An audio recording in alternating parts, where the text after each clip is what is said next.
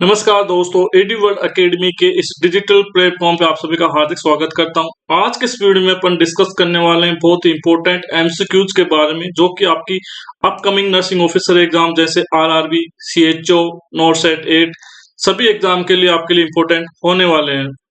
बिना किसी time waste का आज का वीडियो स्टार्ट करेंगे। वीडियो स्टार्ट करने से पहले अगर आप चैनल पे फर्स्ट बार आए तो चैनल को सब्सक्राइब करें, बेल आइकन दबा के नोटिफिकेशन ऑन करें, जिससे कि आपको इंपॉर्टेंट इन्फॉर्मेशन, नर्सिंग ऑफिसर की वैकेंसी, रिजल्ट, एडमिट कार्ड और अदर जो भी न्यू अपडेट होगा वो आपको मिल पाएगा।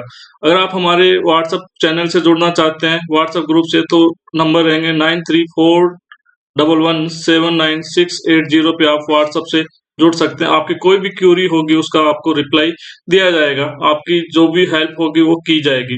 तो बिना किसी टाइम वेस्ट के आज का वीडियो स्टार्ट करते हैं। आज का फर्स्ट क्वेश्चन देखते हैं अपन। Which intervention should the emergency department the nurse prepare for a care of a child with croup and epiglottitis, select all that apply. ये क्वेश्चन 2 से 3 बार एग्जाम के अंदर आ चुका है, बहुत इंपॉर्टेंट क्वेश्चन है। यहाँ पे 2-3 स्टार लगा सकते हैं। क्वेश्चन क्या कहना चाह रहा है कि कौन सा इंटरवेंशन करेंगे।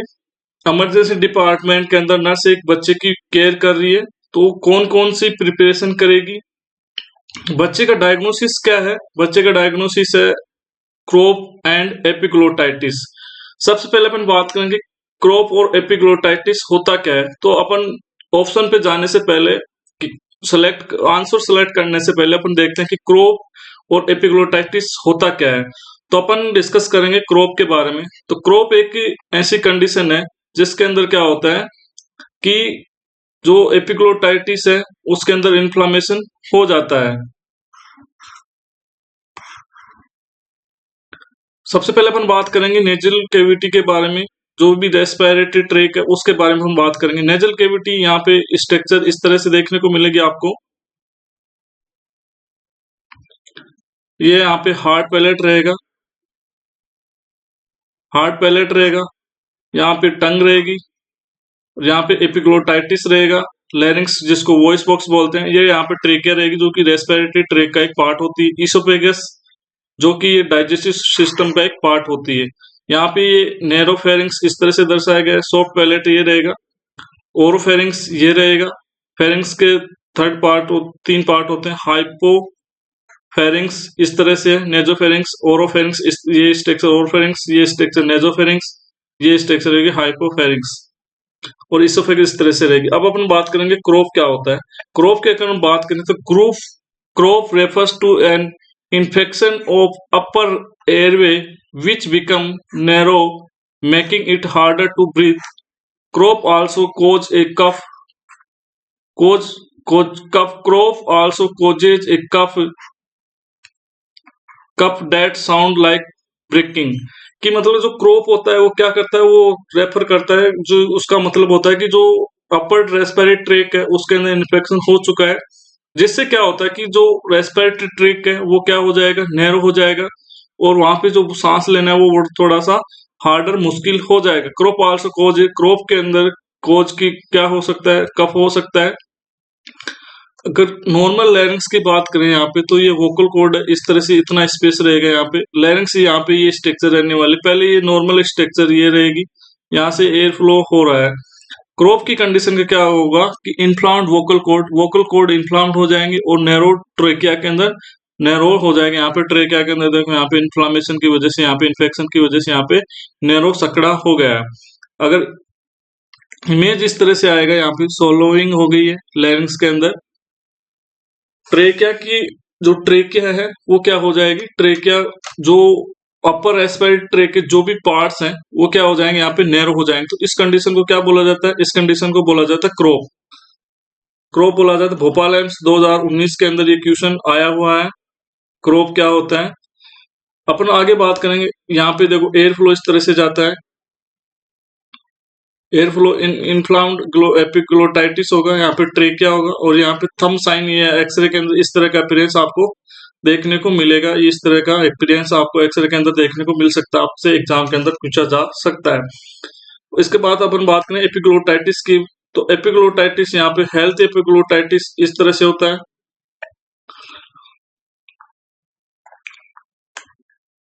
इसके अलावा अपन बात कर रहे थे कि इन्फ्लाम्ड हो जाएगा एयर, जो एपिग्लोटाइटिस इन्फ्लाम्ड हो जिससे एयरवे और वोकल कॉर्ड के अंदर एयर का जो एक्सचेंज है वो थोड़ा सा मुश्किल हो पाएगा, और बच्चे को क्या होगा, रेस्पिरेटरी डिस्ट्रेस वगैरह हो सकता है। बच्चे को वो ये इमरजेंसी, एक तरह से ये इमरजेंसी कंडीशन मानी जाती है रेस्पिरेटरी ट्रैक के अंदर। सबसे पहले अपन बात करेंगे नर्स क्या क्या प्लान करेगी इसके अंदर। पेशेंट अगर इस तरह का पेशेंट इमरजेंसी डिपार्टमेंट में आता है तो ओब्टेनिंग एक्सरे, एक्सरे पेशेंट एक्सरे करवाएगी नर्स, एक्सरे के लिए उसको तैयार करेगी, राइट जाएगा, ऑप्शन ए सिलेक्ट होगा। Obtaining at throat culture, throat culture यहाँ पे नहीं लिया जाएगा, इसका रेशनल बताऊंगा। आप सोच रहे होंगे कि थ्रोट कल्चर क्यों नहीं लिया जाएगा जब इन्फेक्शन है, तो इसका अलग रेशनल होगा, मैं आपको भी बताऊंगा। मॉनिटरिंग द पल्स ऑक्सीमेट्री,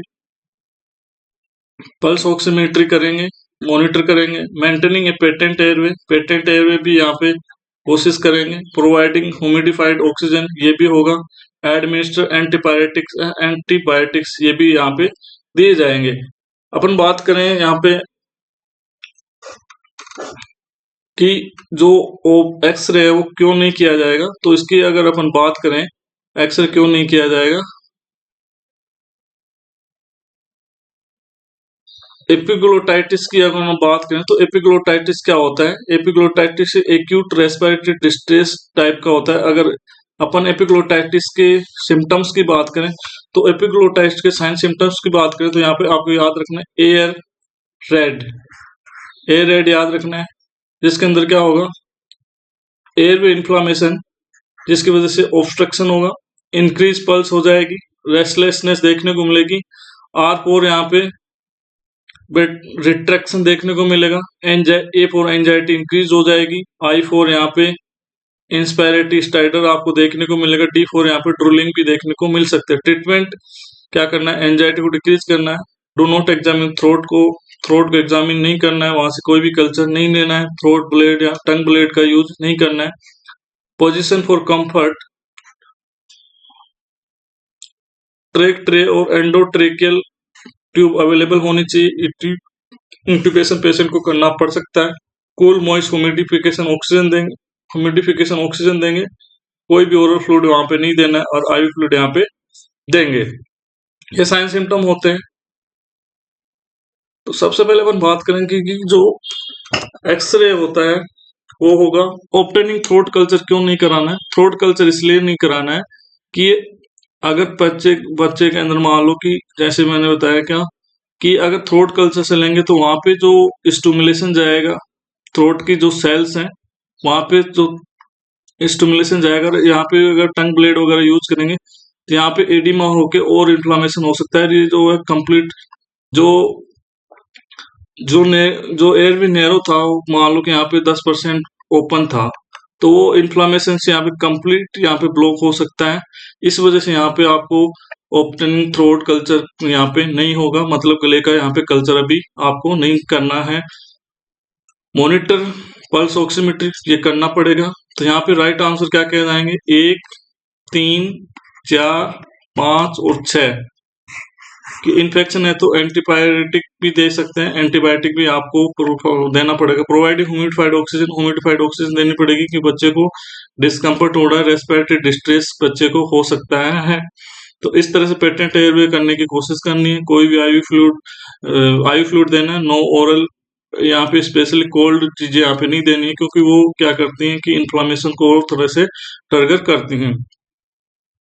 अगर डिटेल और एक्सप्लेनेशन की अगर अपन बात करें तो epiglottitis acute inflammation and swelling of epiglottitis and surrounding tissue life threatening condition हो सकती है। Life threatening condition, rapidly progressive condition that may cause complete airway obstruction with a few hours of onset. The most reliable diagnostic sign is edematous cherry red epiglottitis. Some interventions include obtaining X-ray film, monitoring pulse oximetry, maintaining patent airway, providing humidified oxygen, administering antibiotics. The child may also require intubation and mechanical ventilation की जरूरत पड़ सकती है। The primary concern in child with epiglottitis the development of complete airway obstruction, कि बच्चे के अंदर सबसे पहले ये ध्यान रखना है कि जो एपिग्लोटाइटिस है वो कंप्लीट एयरवे ऑब्स्ट्रक्शन के अंदर ना कन्वर्ट हो जाए, इसका ध्यान रखना। Therefore the child throat is not examine or culture because any stimulation with tongue depressor or culture swab could trigger complete airway obstruction, जैसे मैंने आपको पहले बताया। नर्सिंग प्रायोरिटी टिप्स की अपन बात करें, epiglottitis is considered emergency situation because it can progress rapidly to severe respiratory distress syndrome. Severe respiratory distress के अंदर ये कन्वर्ट हो सकती है और बच्चे की डेथ भी हो सकती है। तो आपको इन सभी चीजों का ध्यान रखना है। ये बहुत इंपॉर्टेंट आपका क्वेश्चन, वेरी वेरी इंपॉर्टेंट, आज के सेशन का सबसे इंपॉर्टेंट क्वेश्चन ये होने वाला है। नेक्स्ट अपन बात करें, the nurse admitting a client diagnosed with myocardial infarction MI to coronary coronary care unit CCU should plan care by implementing which intervention। कि एक नर्स है वो क्या कर रही है कि जो एडमिट पेशेंट है जिसका डायग्नोसिस मायोकार्डियल इन्फेक्शन सीसीयू के अंदर भर्ती है, तो कौन सा इम्प्लीमेंट है नर्स, कौन सा इंटरवेंशन है वो नर्स को इम्प्लीमेंटेशन के लिए प्लान करना चाहिए। Beginning thrombolytic therapy. Thrombolytic therapy जरूरी नहीं है, थ्रोम्बोलाइटिक थेरेपी जो मोस्टली विद इन 6 आवर के अंदर दी जाती है, 3 से 6 आवर। तो अपन को नहीं दे रखा कि कितने टाइम पहले इसको एमआई हुआ है। प्लेसिंग द क्लाइंट, इसका अपन ऑप्शन 4 की बात करें, administrating oxygen at the rate of 6 litre पर मिनट बाई नेजल, ये दे सकते हैं, लेकिन यहाँ पे ये इतना इंपॉर्टेंट सीसीयू के अंदर ये चीज इतनी इंपॉर्टेंट नहीं होने वाली, प्रायोरिटी के अंदर आता है। तो ये ऑप्शन भी रॉन्ग हो गया, ऑप्शन ए वाला भी रॉन्ग हो गया। ऑप्शन सी है infusing intravenous I fluid at the rate of 1 ml per our. I fluid देने की यहाँ पे कतई जरूरत नहीं है, पेशेंट के अंदर हाइपोवोलेमिया वगैरह यहाँ पे नहीं दिखाया गया है। ऑप्शन 2 की बात, placing the client on continuous cardiac monitoring, cardiac monitoring करनी है पेशेंट की सीसी के अंदर। इस तरह से आपको ये आंसर याद रखना है, यहाँ पे मॉनिटरिंग करनी पड़ेगी। क्यों, जो थ्रोम्बोलाइटिक है वो स्ट्रेप्टोकाइनेज यूरोकाइनेज ये जब तक प्रिस्क्रिप्शन नहीं किया जाएगा तब तक नहीं देंगे। शिशु के अंदर एक तरह से उसको नर्स को मॉनिटरिंग करनी है। इन ऑप्शन के अंदर ऑक्सीजन दे सकते हैं, तो इस तरह से यहाँ पे आंसर रहेगा placing the client on continuous cardiac monitoring.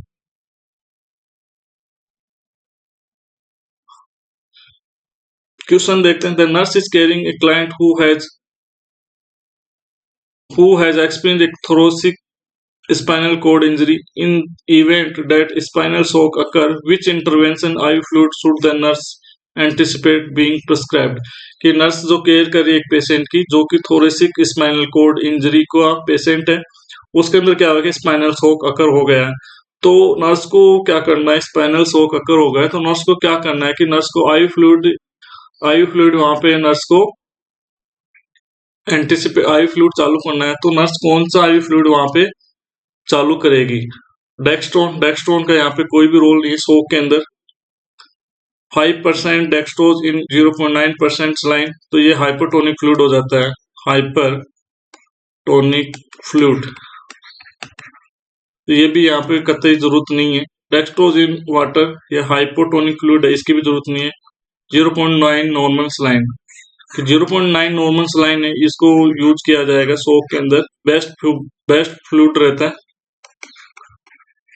अगर ओस्मोलैरिटी की बात करें तो यहाँ पे एनएस की ओस्मोलैरिटी कितनी रहेगी, 308 मिली ओस्मोल।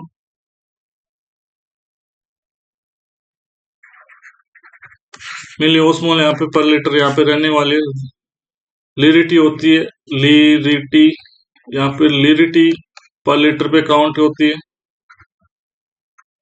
और जो लिलिटी होती है LALITY लिलिटी होती है पर केजी। तो ये आपको याद रखना है, आपसे एग्जाम के अंदर पूछा जा सकता है। तो ये होता है हाइपरटोनिक फ्लूइड की। अगर हम बात करें, फ्लूइड 3 टाइप के होते हैं, एक होता है हाइपोटोनिक एक होता है आइसोटोनिक और एक होता है हाइपरटोनिक।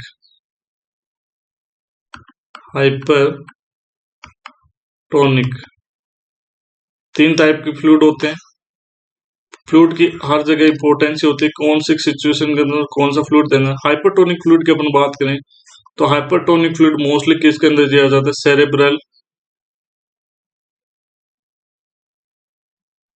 सेरेब्रल एडिमा के अंदर यूज किया जाता है, मोस्टली हेड इंजरी के अंदर, हेड इंजरी। यहाँ पे बात करें कि कौन सा फ्लूइड हाइपरटोनिक का एग्जांपल है, तो मोस्टली अगर बात करें तो ओस्मोटिक डायोटिक्स, ओस्मोटिक डायूरेटिक्स जैसे मैनिटोल, ये इसके अंदर कंसिडर किए जाते हैं हाइपरटोनिक फ्लूइड के अंदर। आइसोटोनिक फ्लूइड की अपन बात करें जिसकी टोन है वो बॉडी के फ्लूइड के बराबर ऑस्मोलिरिटी होती है, जैसे कि नॉर्मल सलाइन 0.9%। यहाँ पे अगर हाइपोटोनिक फ्लूइड की बात करें तो यहाँ पे हाफ एनएस या फिर 4.5% एनएस, नॉर्मल सलाइन भी यहाँ पे काउंट कर सकते हैं, हाफ एनएस बोला जाता है। तो इस तरह से अपन आगे अगर बात करें कि हाइपोटोनिक फ्लूइड क्या करेगा, आइसोटोनिक फ्लूइड क्या इफेक्ट करेगा सेल के अंदर, हाइपोटोनिक फ्लूइड क्या इफेक्ट करेगा, तो अगर आपको डायग्राम के द्वारा मैं समझाने की कोशिश करूंगा ताकि आपको क्लियर हो सके हाइपरटोनिक आइसोटोनिक ये फ्लूइड का चक्कर क्या है। सबसे पहले अगर अपन बात करें कि जो एक होता है सोल्यूट क्या होता है, घुलने वाला। अगर हिंदी में अपन बात करें तो घुलने वाला। ये जो डिजोल होता है, डिजोल एजेंट, तो डिजोल होता है वो होता है सोल्यूट, और एक होता है सॉल्वेंट, SOLVENT, सॉल्वेंट होता है जो डिजोल करता है, डू डिजोल। मतलब अगर हम बात करें शुगर की, जैसे शुगर को पानी में घोला जाता है, शुगर क्या है यहाँ पे, शुगर है यहाँ पे सोल्यूट, और वाटर पानी में घोला जाता है तो वाटर क्या है, सॉल्वेंट, मतलब घोलने वाला, ये है घुलने वाला। तो इसके अंदर क्या होता है कि इसके अंदर जो सेल के अंदर क्या होता है, ओस्मोसिस होती है। ओस्मोसिस का क्या करना कि सॉल्वेंट मूव फ्रॉम लोअर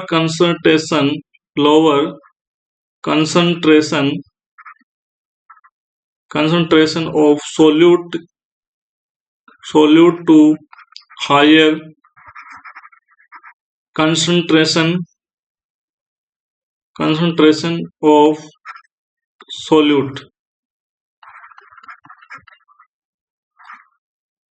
कि पानी क्या करेगा कि अगर हायर जिसकी lower concentration to higher concentration की तरफ मूव करेगा वाटर, तो अपन देखेंगे हाइपोटोनिक इन्फ्यूजन की, डाइल्यूट की बात करें, हाइपरटोनिक सॉल्यूशन की अगर अपन यहाँ पे बात करें तो हाइपरटोनिक के अंदर क्या होगा कि यहाँ पे देखो ये जो सोल्यूट है ये कम है, और सेल के अंदर क्या है कि सोल्यूट की मात्रा यहाँ पे ज्यादा है, सोल्यूट की मात्रा सेल के अंदर यहाँ पे ज्यादा है, यहाँ पे सोल्यूट है वो ज्यादा है यहाँ पे।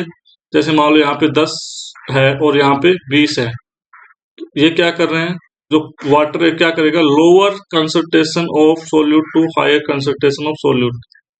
तो वाटर क्या किया कि वाटर इंट्रा सेल के बाहर से सेल के अंदर चला गया, तो सेल क्या हो गई यहाँ पे, सेल हो गई यहाँ पे सोलो हो गई, मतलब यहाँ पे एक तरह से इन्फ्लाम हो गई, सोलोविंग, आपसे एग्जाम में पूछा जा सकता है, सोलोविंग सेल क्या होगी, सोलो हो जाएगी, सेल का वो साइज यहाँ पे बढ़ जाएगा, यहाँ पे हाइपोटोनिक अगर फ्लूइड देंगे तो।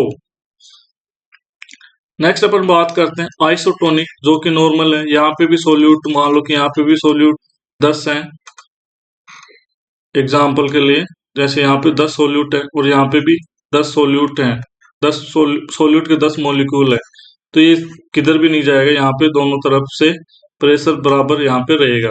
हाइपरटोनिक सॉल्यूशन कंसंट्रेशन की बात करें तो यहाँ पे क्या होगा, जैसे मैंने बताया हाइपरटोनिक बार है, जैसे मान लो कि बार यहाँ पे 20 मॉलिक्यूल है शुगर के या किसी भी सोल्यूट के, और अंदर क्या है, अंदर 10 मॉलिक्यूल है, तो क्या होगा, मैंने बताया कि from lower concentration solute move from lower concentration of solute to higher concentration of solute. तो लो कंसंट्रेशन कहाँ है, यहाँ पे लो है सेल के अंदर, और हाई कहाँ है सेल के बाहर। तो सेल से बाहर जो वाटर है सोलवेंट, वो सेल से यहाँ पे बाहर आने की कोशिश करेगा, और इस तरह से क्या होगा, सेल है वो श्रिंक, यहाँ पे सेल है वो श्रिंक हो जाएगी, सेल यहाँ पे श्रिंक हो जाएगी, और इसलिए क्या होगा, यहाँ पे श्रिंक हो जाएगी तो सेल यहाँ पे पिचक जाएगी, और बॉडी के अंदर एक तरह से एडिमा देखने को मिलेगा। एडिमा यहाँ पे रिजोल्व होगा। एडिमा इस अगर ये फ्लूइड बाहर आ गया सेल से, तो अपन क्या करेंगे, डायूरेटिक देके बॉडी को यहाँ पे जो यूरिन आउटपुट है वो इंक्रीज हो जाएगा, और यहाँ पे जो कंडीशन है वो रिजोल्व हो जाएगी।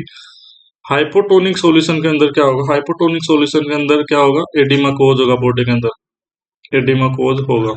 इस तरह से फ्लूइड है वो काम करता है। होप सो आपको इतने अच्छे से कहीं पे भी समझ में नहीं आया होगा।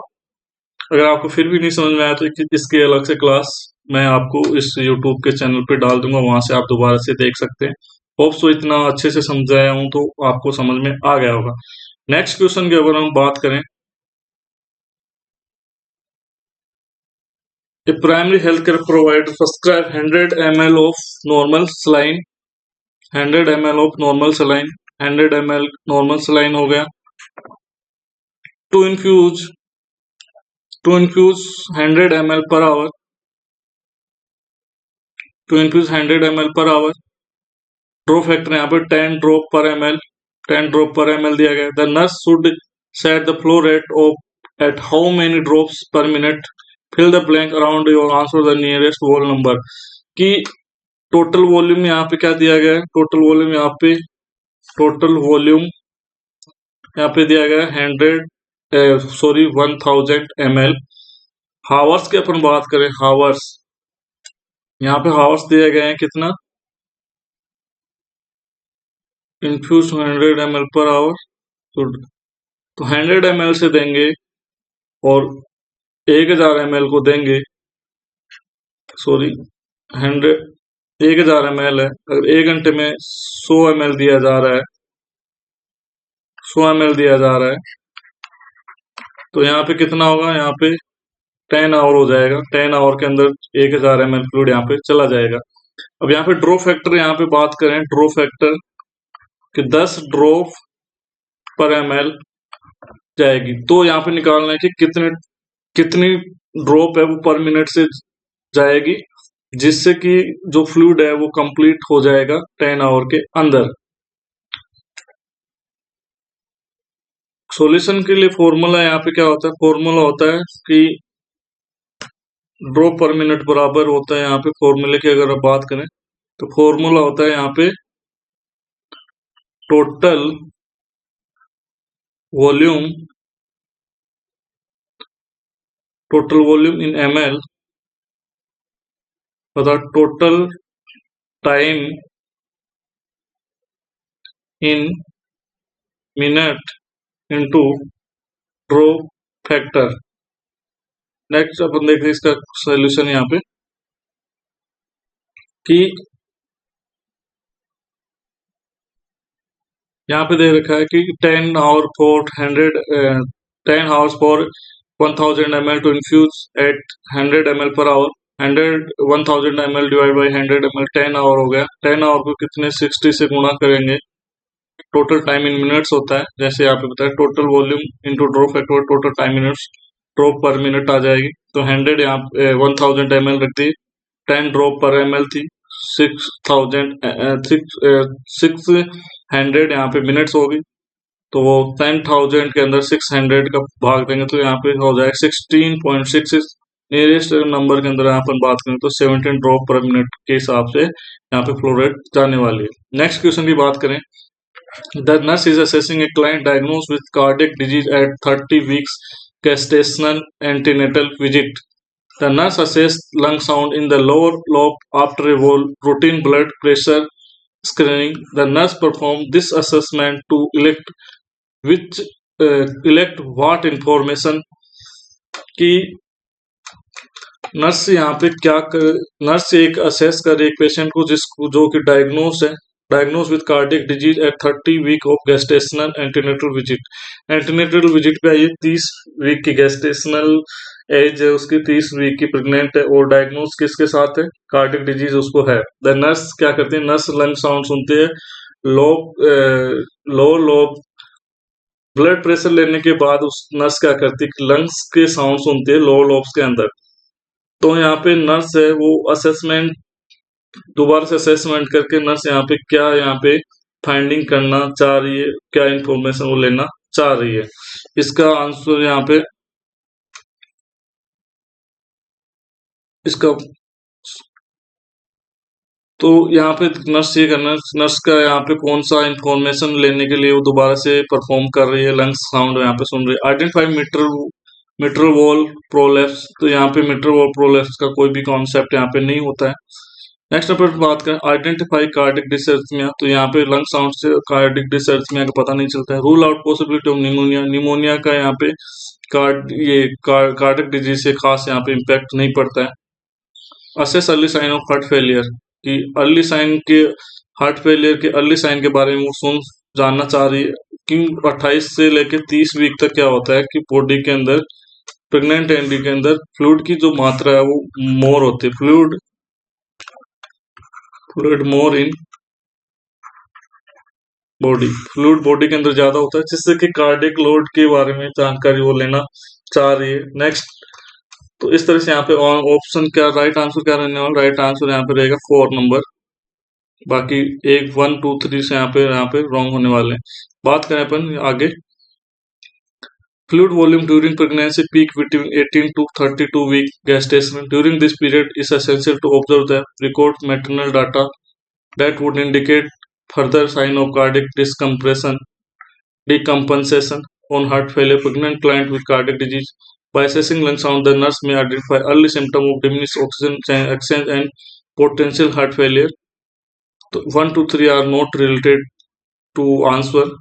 Monitor the client with cardiac disease or manifestation of cardiac stress and decompensation such as cough, fatigue, dyspnea and chest pain and tachycardia. इन सभी का यहाँ पे मॉनिटर किया जा सकता है।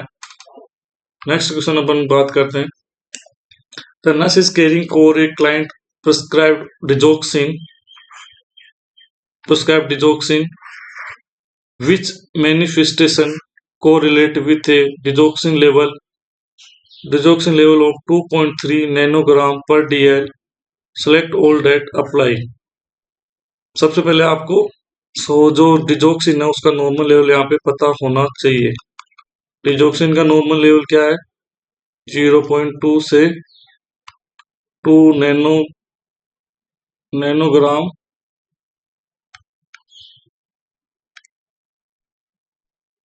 से 0.2 से 2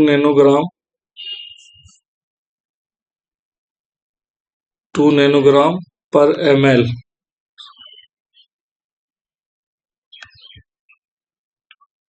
इस डिजोक्सिन का नॉर्मल लेवल होता है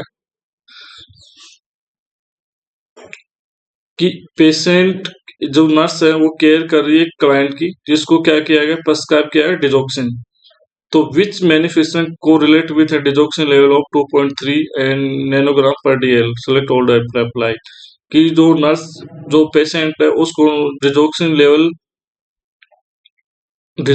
पेशेंट के अंदर कितना है, 2.3 नैनोग्राम पर डीएल है। कौन कौन से साइन सिम्टम पेशेंट के अंदर यहाँ पे आ सकते हैं। तो अगर नॉर्मल, सबसे पहले अपन बात करें नॉर्मल वैल्यू की, नॉर्मल लेवल यहाँ पे डिजोक्सिन का यहाँ पे इतना होना चाहिए। तो यहाँ पे क्या हो रहा है, क्वेश्चन के अंदर कितना दिया गया है, 2.3 नैनोग्राम पर डीएल दिया गया। तो यहाँ पे क्या हो रहा है, डिजोक्सिन की टॉक्सिसिटी हो रही है। तो टॉक्सिसिटी हो रही है, तो टॉक्सिसिटी के साइन कौन कौन से हैं यहाँ पे, वो आपको सिलेक्ट करने हैं। टॉक्सिसिटी, तो सबसे पहले अगर क्वेश्चन की बात करें तो यहाँ पे नोजिया है, नोजिया देखने को मिलेगा,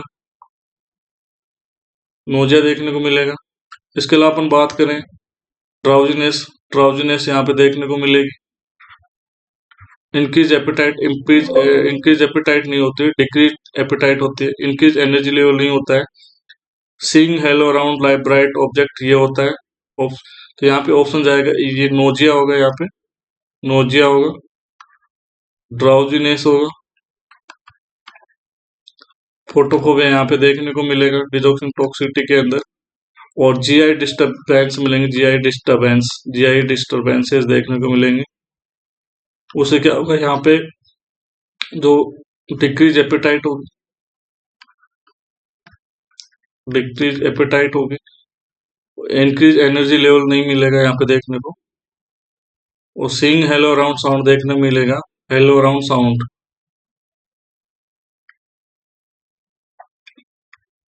ब्राइट ऑब्जेक्ट के आसपास का विजन है वो यहाँ पे ग्रीन या फिर येलो ओ हेलो अराउंड साइन यहाँ पे देखने को मिलता है। तो इस तरह से डिजोक्सिन की वो टॉक्सिसिटी देखने को मिलती है पेशेंट के अंदर। डिजोक्सिन की बहुत सारी चीजें, डिजोक्सिन क्या करती है, डिजोक्सिन देने के लिए नर्स को क्या करना चाहिए कि पल्स रेट को फुल टाइम के लिए monitor monitor pulse for full time. Digoxin digoxin है वो क्या है, digoxin digoxin drug of choice है किसके अंदर, हार्ट फेलियर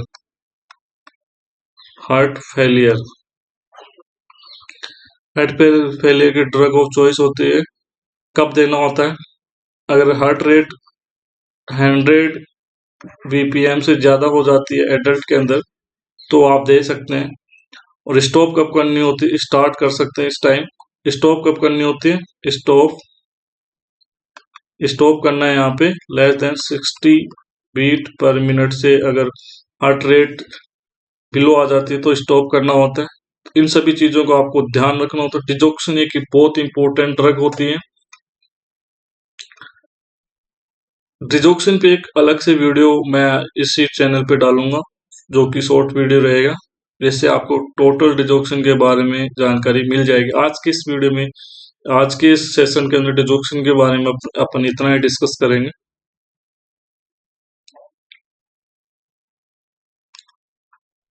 नेक्स्ट अब हम बात करें, child with diagnose with rheumatic fever admitted admitted to the hospital admitted to the hospital. The nurse prepared to manage which clinical manifestation of this disorder, select all that apply। कि patient एक है जिसको क्या हुआ है, जिसको हुआ है रूमेटिक फीवर के बारे में अपन पिछली क्लास के अंदर भी डिस्कस किए थे। एडमिट हुआ है हॉस्पिटल के अंदर।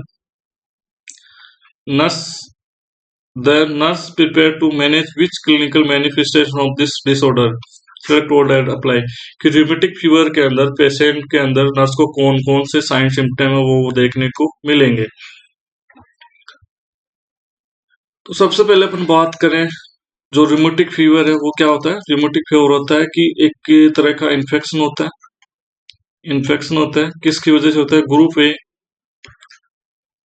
पिछले वीडियो में अपन डिस्कस किया था इसके बारे में। ग्रुप ए बीटा हिमोलाइटिक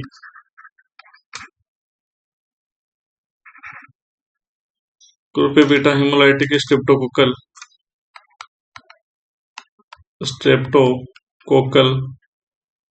इसके अंदर क्या होता है कि रेस्पिरेटरी इन्फेक्शन की हिस्ट्री होती है।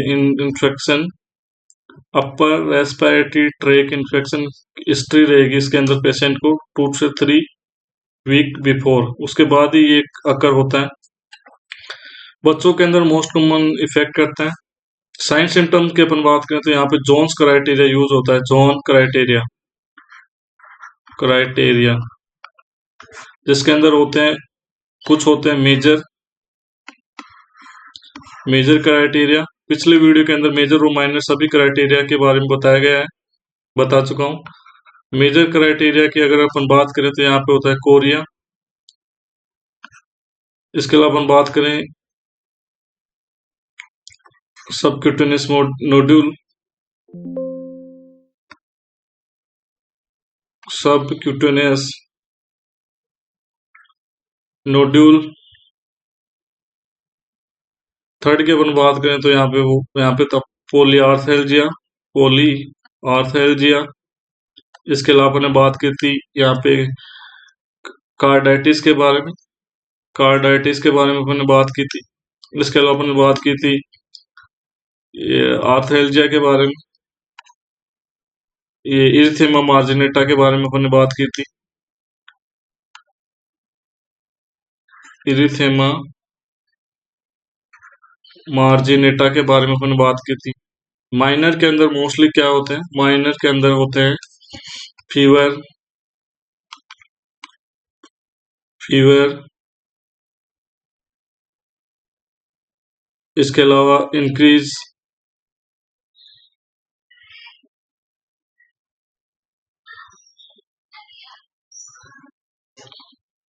ईसीजी चेंजेस भी यहाँ पे देखने को मिल रहे थे।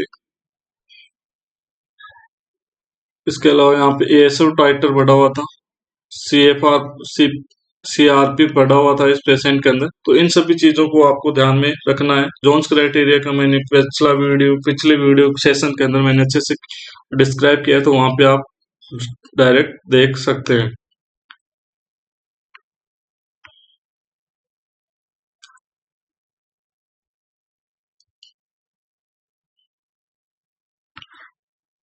क्वेश्चन पे आते हैं वापस।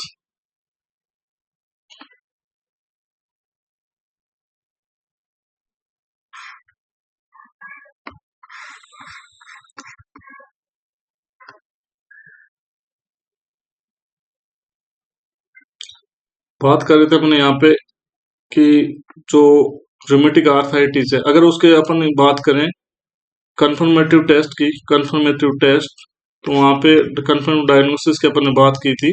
तो यहाँ पे बात की थी अपन ने एएसओ टाइटर यहाँ पे बढ़ा हुआ मिलेगा। क्या रहेगा यहाँ पे, एएसओ टाइटर, एएसओ टाइटर यहाँ पे बढ़ा हुआ मिलेगा। मतलब यहाँ पे कंफर्म हो गया है कि रूमेटिक फीवर उसको पेशेंट के अंदर देखने को मिलेगा। अपन यहाँ बात करें इस क्वेश्चन के अंदर, ऑप्शन ए की अगर अपन बात करें, ऑप्शन ए की अगर अपन बात करें तो ऑप्शन ए के अंदर कार्डिक मर्मर। तो कार्डिक मर्मर का क्या है यहाँ पे, एंडोकार्डाइटिस। कार्डिक मर्मर के अंदर मतलब एंडोकार्डाइटिस, एंडोमेट्रियम, पेरिकार्डियम, ये सब के अंदर आपको स्वेलिंग देखने को मिल सकती है। कार्डिक इनलार्जमेंट यहाँ पे देखने को आपको मिल सकता है। ऑप्शन सी की बात करें, कूल पेल स्किन और द जॉइंट, या तो यहाँ पे कूल नहीं होगी, यहाँ पे होगी वार्म, वार्म जिसके अंदर जॉइंट के अंदर इन्फ्लामेशन होता है। White red, white painful skin lesion on the trunk, तो व्हाइट नहीं मिलेंगे, यहाँ पे रेड मिलेंगे। तो 3 और 4 यहाँ पे रॉन्ग रहेंगे। Small non tender lump on the body prominence, ये भी आपको देखने को मिलेगा। सबक्यूटेनियस नोडुलर की बात हो रही थी। पर्पस लेजर की movement of the extremities and face, ये कोरिया हो गया। इनवॉलेंट्री मूवमेंट ऑफ एक्सट्रीमिटीज, तो यहाँ पे ऑप्शन की बात करें तो 1, 2, 5 और 6 यहाँ पे राइट आंसर जाने वाले हैं। आपको इन सभी को अच्छे से सिलेक्ट करना है। नेक्स्ट अपन बात करें नेक्स्ट क्वेश्चन की। A client hospitalized with a diagnosis of thrombophlebitis is being treated with heparin infusion therapy. About 24 hours after the infusion has begun, the nurse noted that the client's partial thromboplastin time (PTTT) is 65 seconds with a control of 30 seconds. What nursing action should the nurse implement? कि एक patient है जो hospitalise है, उसको thrombophlebitis का treatment चल रहा है, जिसकी ट्रीटमेंट क्या है, इन्फ्यूजन, हेपेरिन की इन्फ्यूजन थेरेपी चल रही है। 24 आवर्स इन्फ्यूजन के बाद क्या होगा, नर्स नोट करे कि जो हेपेरिन चलता है तो उसके साथ क्या करते हैं, हेपेरिन,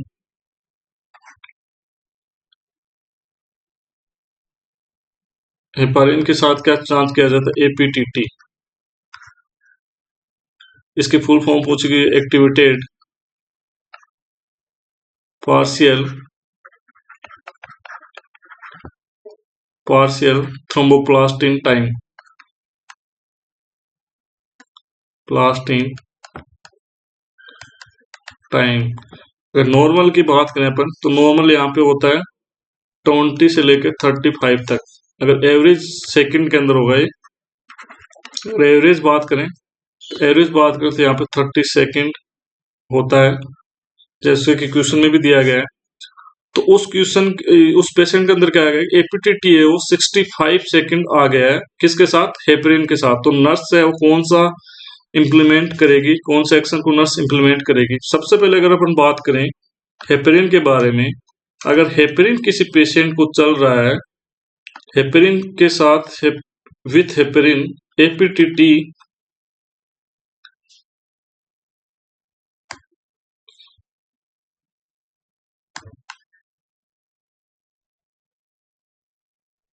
एपीटीटी की अपन बात करें, एपीटीटी विथ हेपरिन, हेपरिन के साथ चल रहा है, तो क्या हो सकता है कि 1.5 टू 2.5 टाइम्स नॉर्मल माना जाएगा। अगर किसी पेशेंट को हेपरिन चल रहा है तो उसका एपीटीटी टाइम है वो 1.5 से लेकर 2.5 गुना तक नॉर्मल माना जाएगा। अगर अपन बात करें 1.5 से 2.5 गुना की, नॉर्मल से 1.5 से 2.5 गुना वो नॉर्मल माना जाएगा। कि अगर 30 सेकंड माने तो 30 सेकंड का 1.5 गुना होता है 45 सेकंड। अगर प्लस 2.5 गुना की अपन बात करें तो यहाँ होता है 30 दूनी 60 और 15 75 75 सेकंड। तो हेपरिन के साथ क्या होगा कि एपीटीटी हेपरिन के साथ कितना हो सकता है, 45 सेकंड से लेके 75 सेकंड तक यहाँ पे क्या होगा, नॉर्मल।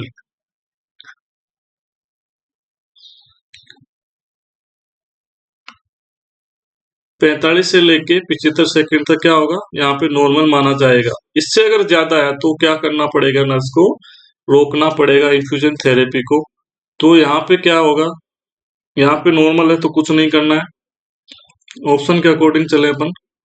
तो एक अंदर डिसकंटिन्यू द हेपरिन इन्फ्यूजन क्यों करेंगे जब normal range. Prepare to administer protamine sulphate, protamine sulphate वो एंटीडोट होता है, नहीं देना है अभी। हेपरिन का जो एंटीडोट होता है प्रोटामिन सल्फेट होता है, ये भी आपको याद रखना है, एग्जाम के अंदर बहुत बार पूछा जा चुका है। क्या होता है एंटीडोट, एंटीडोट तब दिया जाता है जब उसकी टॉक्सिसिटी हो जाती है। Notify the health care provider of the laboratory value, क्यों करेंगे, नॉर्मल वैल्यू है तो क्यों करेंगे, नॉर्मल वैल्यू तो यहाँ पे इन्फॉर्म नहीं करना है। तो ऑप्शन थर्ड भी यहाँ पे रॉन्ग हो जाएगा, ऑप्शन थर्ड भी यहाँ पे रॉन्ग। फोर्थ के बाद include the report the client adequately anticoagulant, adequately है उसका जो एंटीकोगुलेंट इफेक्ट है वो प्रॉपर है, राइट आंसर यहाँ पे जाएगा फोर्थ। इस तरह से आपको क्वेश्चन को डील करना है, क्वेश्चन को अच्छे से पढ़ना है। नेक्स्ट क्वेश्चन की अपन बात करें, नेक्स्ट क्वेश्चन बहुत इंपॉर्टेंट रहने वाला है।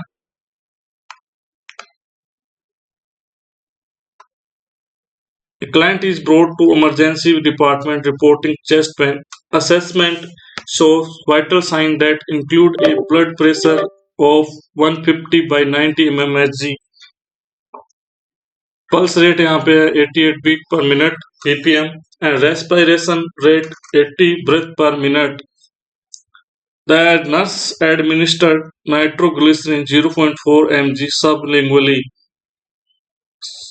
यहाँ पे क्या गया है, यहाँ पे आपको इम्पोर्टेंट यहाँ पे बीपी पे करना है टारगेट, पल्स रेट पे टारगेट करना है, रेस्पिरेशन फ्री रेट पे टारगेट करना है, और क्या दिया गया है, नाइट्रोग्लिसरीन दिया गया है 0.4 mg सबलिंगुअली, मतलब जीभ के नीचे अंडर द टंग,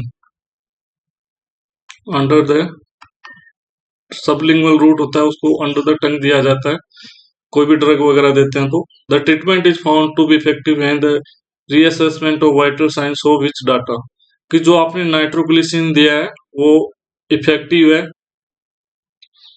जब आप रीअसेसमेंट करें वाइटल साइन का तो कौन सा डाटा दिखा रहा है कि जो नाइट्रोग्लिसरीन आपने दी है वो यहाँ पे काम किए। अंडर द टंग क्या दिया आपने, नाइट्रोग्लिसरीन, नाइट्रोग्लिसरीन कितनी चाहिए, 0.4 mg। नाइट्रोग्लिसरीन क्या काम करते हैं, नाइट्रोग्लिसरीन करती है वेसोडाइलेशन, वेसोडाइलेशन, वेसोडाइलेशन की क्या होता है कि वेसो पेरीफेरी के अंदर क्या होता है, पेरीफेरी के अंदर फ्लड है वो पुल डाउन होता है, पुल डाउन।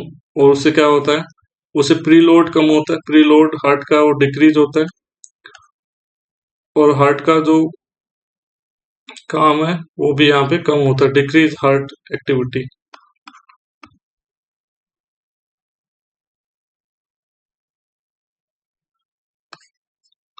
तो सबसे पहले अपन बात करेंगे वेसोडाइलेशन करती है, तो सबसे पहले अपन बात करेंगे कि वेसोडाइलेशन दिए तो बीपी तो कम होगा। तो सबसे पहले अपन बात करते हैं, सेम बीपी नहीं रहेगा, तो ऑप्शन ये कट हो गया। ज्यादा नहीं बढ़ेगा, तो ये भी दो ऑप्शन तो कट हो गए हैं। ऑप्शन यहाँ पे सेकंड और थर्ड वाले की बात हो रही है, तो बीपी 100/60 mmHg, पल्स रेट यहाँ पे 70 BPM, respiration 24 beat per minute. तो यहाँ पे क्या होगा कि जब बॉडी का वेसोडाइलेशन होके हाइपोटेंशन होता है, हाइपोटेंशन होता है, तो बॉडी का क्या है कि सिंपैथेटिक सिस्टम स्टिमुलेट होता है, सिंपैथेटिक सिस्टम क्या करता है, स्टिमुलेट होता है। वो क्या करता है, increase heart rate, increase heart rate, heart rate को बढ़ाता है। तो हार्ट रेट यहाँ पे 70 नहीं रहेगी। रेस्पिरेशन रेट हो सकता है कि 24 हो जाए, लेकिन रेस्पिरेशन रेट है जो पल्स रेट है वो यहाँ पे 70 नहीं रहेगी। तो ऑप्शन थर्ड वाला भी यहाँ पे एलिमिनेट हो जाएगा। ऑप्शन बी राइट आंसर हो जाएगा, बीपी 100/60 mmHg होगी, पल्स रेट यहाँ पे 96 बीपीएम रहेगी, रेस्पिरेशन रेट यहाँ पे 20 बीट पर मिनट यहाँ पे रहने वाली है। तो राइट आंसर हो जाएगा बी। कभी कभी क्या होता है कि जो पल्स रेट बढ़ रही है, उसके पल्स रेट के बढ़ने के को पल्स रेट को कम करने के लिए प्रोपोनालोल दिया जाता है, प्रोपोनालोल, प्रोपोनालोल जो क्या करता है, बीटा ब्लॉकर होता है, बीटा ब्लॉकर होता है। तो वो भी पल्स रेट को कम करने के लिए दिया जाता है, दे सकते हैं। बीटा ब्लॉकर को कॉन्ट्रा इंडिकेशन की बात करें तो अस्थमा के अंदर क्या होता है, अस्थमा के अंदर बीटा ब्लॉकर वो कॉन्ट्रा इंडिकेटेड होते हैं। और जो वेसोडाइलेटर होते हैं वो नाइट्रेट, जो नाइट्रोग्लिसरीन नाइट्रेट ग्रुप की मेडिसिन होती है।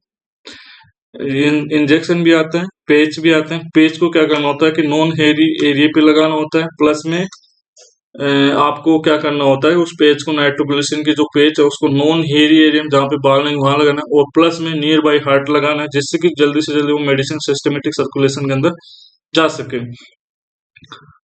और उसके अलावा क्या करना होता है कि नाइट्रोग्लिसरीन का जो पेज होता है उससे आप उसको लगाने के लिए आप ग्लव्स का यूज करना होता है, ग्लव्स हैंड से उसको यूज हैंडल किया जाता है, use gloves hand, use gloves hand.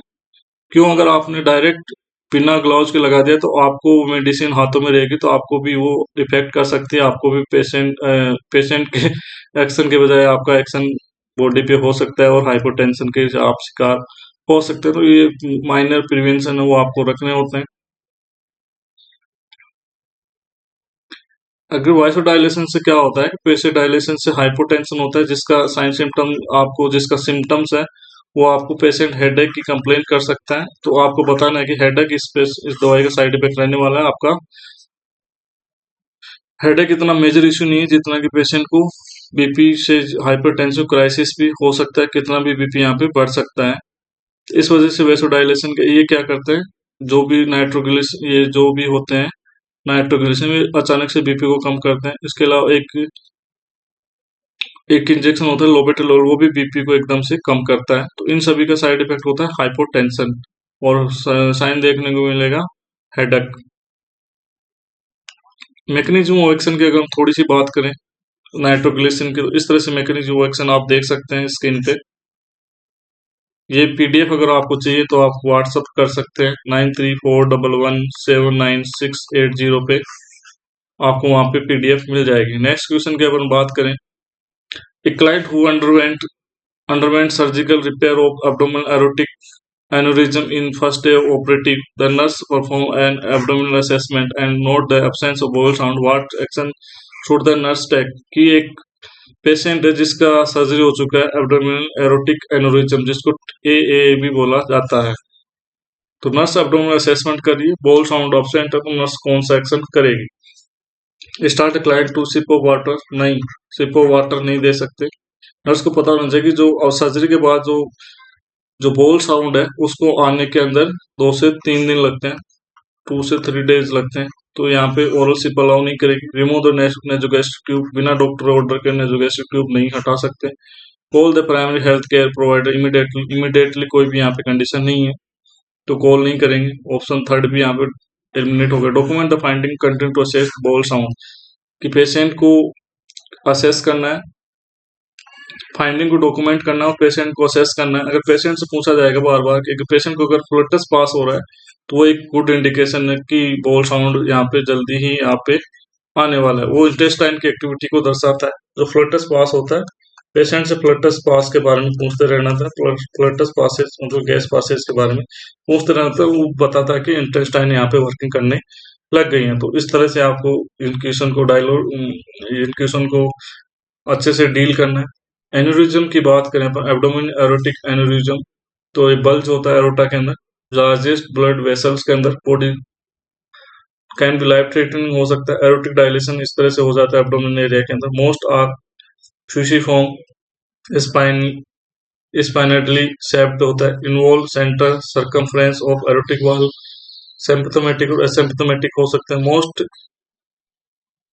Abdominal aortic aneurysm asymptomatic होते हैं and found incidentally of imaging studies के अंदर आपको देखने को मिले। All abdominal aortic aneurysm are at risk for expansion and rupture हो सकते हैं। तो इन सभी चीजों का आपको ध्यान रखना है। Thank you for watching. मिलते हैं किसी नेक्स्ट वीडियो में। होप सो आज की क्लास आपके लिए इंपॉर्टेंट रही होगी, आपके नॉलेज के अंदर जरूर हिनेंस देखने को मिलेगा। Thank you very much. Thank you for watching.